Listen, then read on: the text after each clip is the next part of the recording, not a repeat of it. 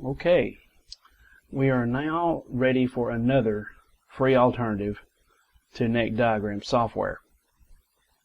And we've already went over 3 of those 4. We're on to number 2 now. If you can remember, the first 3 were chordfind.com, and that looked like this right here. And then we had allguitarchords.com, which looked like this. Get this out of the way. Okay. And then we had chordbook.com the last time that we did this. So that leaves a few more left, and which are, if I can get this thing to tab or just right. We have 2 more left, and so right now we're going to go ahead and show you the next one. Now originally, when I had thought about doing this, I thought about leaving this as an honorable mention, but I thought, well, let's just go ahead and include it in the countdown. So number 4 is going to be musicopedia.com. It's a very interesting software right here, and I'm going to go ahead and disable cheese so that it doesn't drain any resources. So we'll go ahead and disable that, and as we can see, it is gone, and now we have most of the stuff coming from Record My Desktop. There you go. Some other stuff around the background. Hopefully it won't affect anything too much. Okay, so musicopedia.com, that's the website name. And immediately when you come up here, you see this woman who is trying her best to, I have no idea, look like she's some sort of rock star, which she probably most definitely is not. Anyway, as you can see, there's a little screenshot here of the actual software. When you first get here, it looks like this right here is like really the main attraction.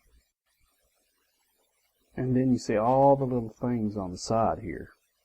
You know, neck diagram software has all these other instruments, such as the bouzouki, the mandolin, the banjo, has the bass and things like that. But notice you also have a scale reference, you have a chord reference, arpeggio maps, tuning references, training tools, these little harmonica things, and then a sight map.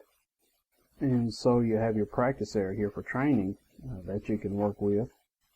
But as far as on guitar, you can have some like similar scale things right here, but it's kind of set up like Chord Book, I think, or no, like allguitarchords.com, in that it has some different sections. You know, even Chord Book had different sections like chords and scales and all this. So let's just give an example of scales first for 6-string guitar, because that's what we're concerned with. And we have, this is the main software, and you can just read what it says here, and it shows you all the different tunings, modes and everything. It's all represented up in here. We have some weird scales and tunings, and all different kind of Hiragyoshi modes and oriental scales and all kinds of stuff.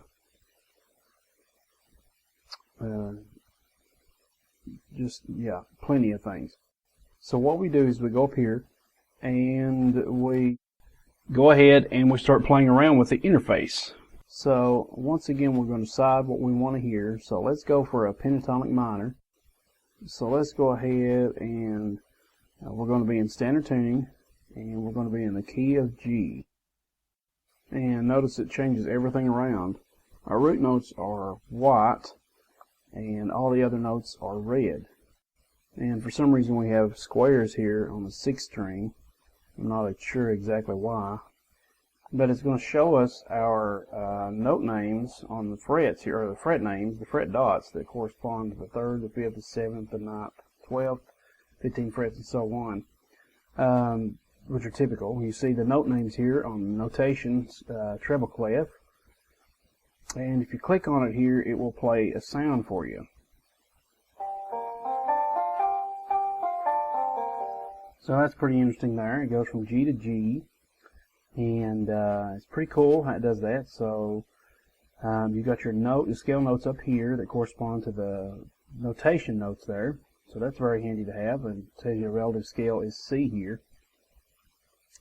And the cool thing here is it shows you the compatible chords that go with this scale. So it's all kinds of different ones, you know, suspended chords, G minor chords, obviously since it's minor pentatonic, G5, A sharp 6. So the compatible chords section there is really fun. Notice here too, we can play some different modes out of the pentatonic scale.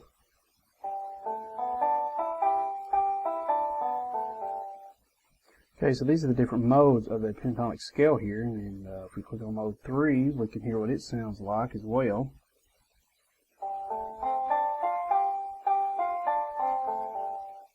So that's pretty cool that you got all these different modes here for the different scales, just as you would the major scale. Now, let's see here, see what all we got. Here's all the different scales we talked about, like the enigmatic minor. I've always wanted to hear what that sounded like. So we'll test it out for a second. As you can see, it's a G, and you can see all the weird notes here that it involves in the scale tones.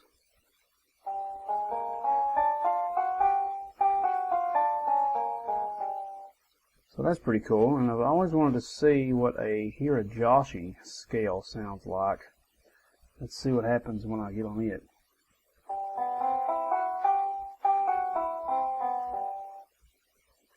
Pretty weird sound. As you scroll down, you can see all the different things there, the different scales, and just a little description up there.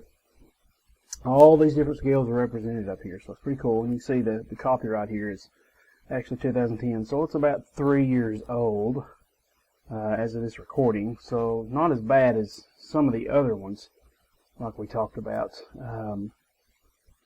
Let's see, that were quite a bit older, like the first two, guitarchords.com and guitarrecordfinds.com, excuse me. But musicalpedia.com is a pretty good little reference here. It's pretty handy, all the things you can do with it. So I mean, I like the interface. It's pretty handy, and if you go and look at all these different features that you can click on, you can see where the everything changes here whenever you change the thing. So that's pretty, easy. Now let's go to the basic guitar tuning things here, the basic guitar section. If you click on these, you'll notice, see what they sound like. And so, I mean, they're not, my favorites.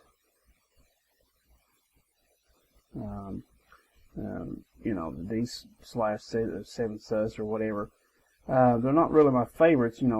They highlight red whether I click them or not. So they're kind of, I don't know, not very modern. They do have the tabs listed below each one of them. C9 is one of my favorites there.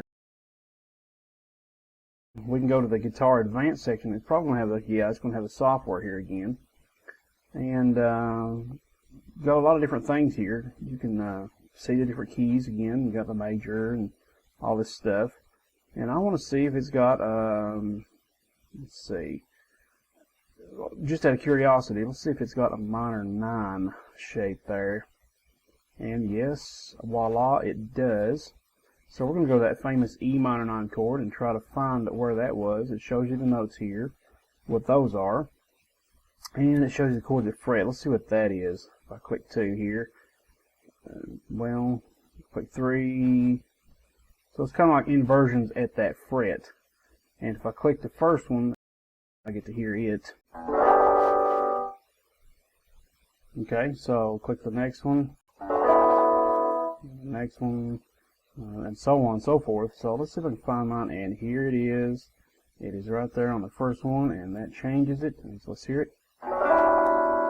Beautiful. There you have it, and there's a tab right there for it, and the notes on the tablature of the notation and the chord tones that are included in this E minor 9. And if we go up here to, let's see, let's just do some drop D just for the fun of it, and we'll change it to G, see if we can find some good ways to make G chords in case you're curious about that. So let's go over here and look in these different fret areas here.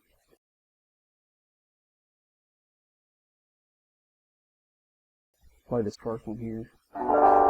So let's see, this one's right here, and then we got this variation here. All kinds of different ones here that you might or might not use for drop D. There's plenty of ones to choose from. We go to the third tab here, and we can see right away that this one's a pretty good one to use. Let's see, there's one kind of like this, a regular G. And the one that I use a lot is this one right here. Okay, so it's a very handy chord to use for drop D, since all the notes are switched. And let's see here. Let's see what else we got. I can go into E, change this down here to let's see, a minor 9 again, and you can see the different scales that are compatible with that, which is very cool. The only thing is you can't click on it. When I click on it, nothing really happens, so you kind of either got to write it down or, kind of figure it out. Bebop dominant, what in the world is that? Anyway, once again, it shows you all the chords that are represented up here in this little chord diagram section. So let's see here, what else we got.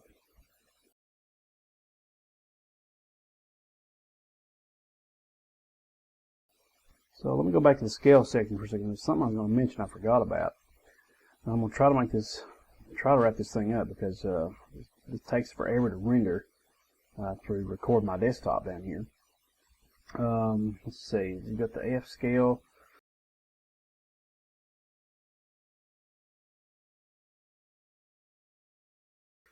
One of the things I wanted to mention is the different modes that you can have here. So if you always wanted to learn one of these modes, and it's a good way to memorize the names and the order of the modes.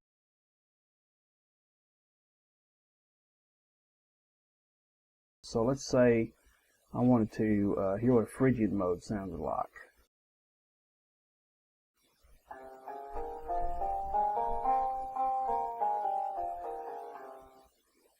Okay, so that would be Phrygian, and that's in the key of C.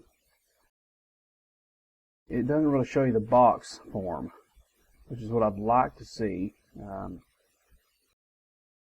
Now if I go back to mode 1, pentatonic minor, mode 1,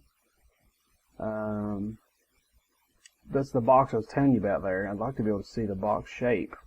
But, oh, there it is. Okay, so you just got to click that and get the shape for the box. So let's hear that.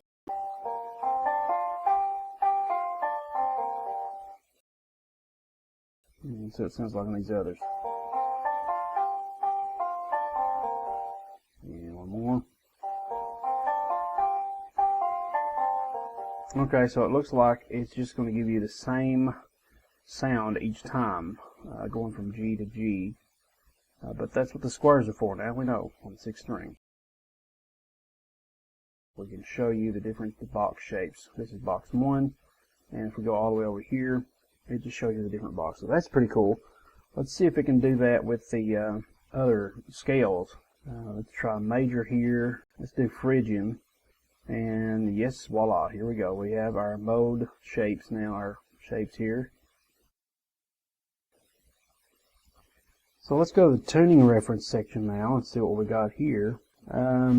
Pretty cool. You've got like all the different open tunings. How you can see how they're related. The open E relates to the 5th string B, or 5th fret B string. The open B relates to the 4th fret and the G and all that. So that's pretty cool. Like if you need to tune to all these different tunings here and don't know how to do it, you just take the open strings, like from drop D, you can see there. That's related to the 7th fret, and the open E here related to the 5th fret as usual, but the B is related to the G string. You tune the open B to the G string here on the 3rd fret. So if you didn't know how to tune an open E, you could, see all these different tunings. So that's a pretty cool, neat feature there as well. Let's see what these arpeggio maps are. So we have, okay, right off the bat I see there's some green notes there. for some reason. We have white, green, and red. Okay.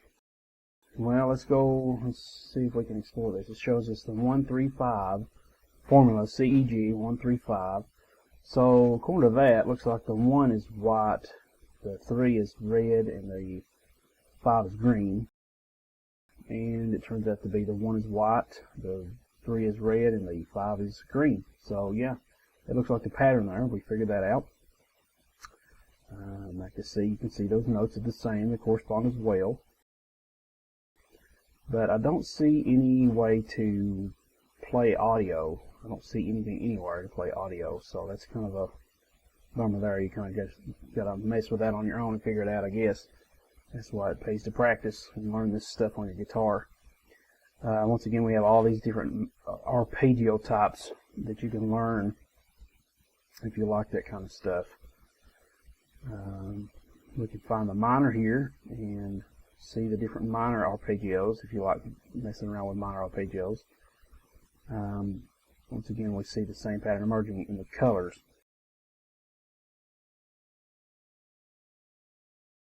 You've got some test practice things here too, and you don't know exactly, you can kind of practice this along and get the, pick these down here and see what's correct and what's not. It'll tell you.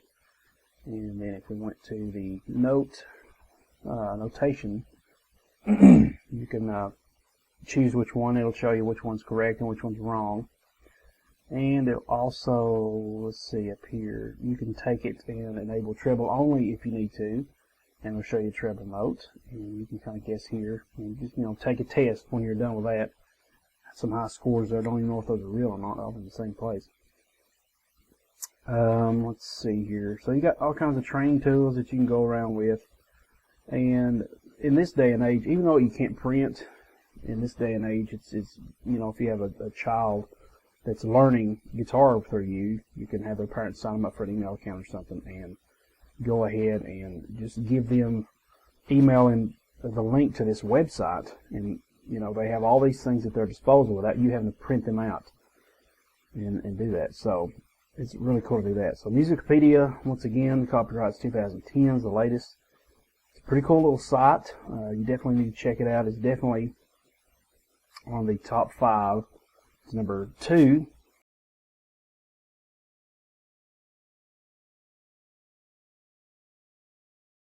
Chord book here is the latest, is 2012. So that's the latest that we've had copyright, most up to date. And rather than showing you enabling Cheese, the webcam, and messing around with it, I'll just go ahead and say signing off for now. Please leave a comment below. Check out, like I said in the last video, the request box. Please check out my website, www.secretsoftexasbluesguitar.com, and filled with all kinds of good stuff there. And if you have an idea for, what your favorite neck diagrams alternative is, please leave it in the comments below. Otherwise, thanks so much for watching, and I guess I'll see you guys on the next video where we'll continue our countdown on the great free alternatives to neck diagram software. Next time will be number 1. Thanks so much. I'll see you guys next time.